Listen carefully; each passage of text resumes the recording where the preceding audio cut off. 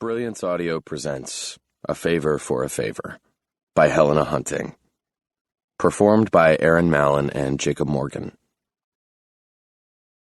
As far as bad days go, this is one of the worst I've had in a very long time. I can get over the 4-hour flight delay from LA to Seattle and sitting beside a man who smelled like old cheese and 3-day-old underwear on the plane.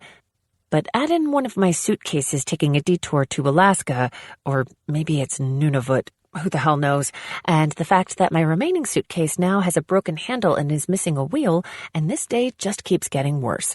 The icing on this crap cake? Less than an hour ago, I walked in on my boyfriend, Joey, now my ex, plowing into someone who wasn't me on our brand new living room couch. The one my brother bought for us as a housewarming gift. I guess that's what I get for surprising Joey by arriving 2 days earlier than expected, on my birthday. Are you sure you don't want me to come to Seattle and beat this douche down? I can leave first thing in the morning. My brother RJ is at his in-laws' house for the weekend, which is an hour and a half outside the city. That he's this fired up on my behalf makes me feel marginally better about the whole thing. However, my brother is an NHL player, and a father and a husband. Allowing him to beat up my ex for being a douche and a cheater may assuage my decimated ego and help heal my broken heart, but it's not a great idea. For one, if RJ lays a beat down, there's a good chance he'll wind up charged with assault. Then his face will be splashed all over the media, Joey will make a spectacle, and I'll get dragged into it. The last thing I want is my face on social media in connection with my famous brother and my slimy ex. So, as much as Joey might deserve a broken nose and black eye, I'll say no thanks to the potential fallout. I sincerely appreciate your willingness to engage in violence on my behalf, but I don't think it's worth the assault and battery charge. I hate that you're dealing with this on your own, and on your birthday, Stevie. If I'd known you were coming early, I would have planned for us to be around this weekend. What if I come get you and bring you back to Lainey's parents for a few days? It was a last-minute change of plans, and obviously not a great one. And it's nice of you to offer, but the fact that you're setting me up with a place to crash in is more than enough. I sincerely love my brother, but I am definitely not interested in hanging out with his in-laws during my post-breakup moping phase. Besides, I start work at the clinic on Monday, so that would be a lot of back and forth for no reason. I promise I'll be fine.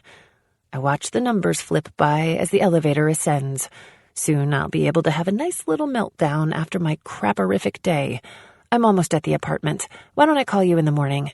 Okay, I'll be up for a while longer, so if you run into any problems getting in, send me a message. The lock system is tricky until you get the hang of it.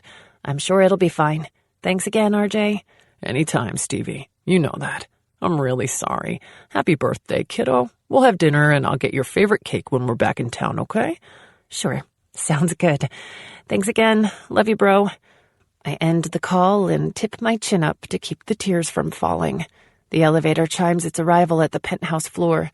I suppose the one plus to finding out my now ex-boyfriend is a cheater is that I get to stay in a much nicer place, at least until I can find a new apartment. I adjust the broken handle of my suitcase as the doors slide open and roll-drag it and myself out of the elevator. I'm exhausted times a million and looking forward to a cathartic snot sob session. A pint or 5 of ice cream would also be nice. I wish I could adequately appreciate the splendor of the open foyer, but my morose mood does not allow me that indulgence. As I step onto the soft, luxurious carpet, the broken wheel of my suitcase gets caught in that 2-inch gap where the doors open. Seriously? I yank on it, struggling to dislodge the broken wheel while the doors start to close, bumping against my bag before they slide open again. I toss my purse on the floor so I can wrestle it free, but it's jammed in there good and tight. The elevator beeps loudly, signaling that the doors have been open too long. It's late, almost midnight, and I'm hoping these walls are soundproof because I'm causing quite a ruckus. My suitcase finally pulls free, and I stumble back, tripping over my purse and landing on my ass. At least the carpet is soft and the floor is clean. I lie there for a few seconds, waiting for a piano or a safe to fall from the ceiling and land on top of me, because it's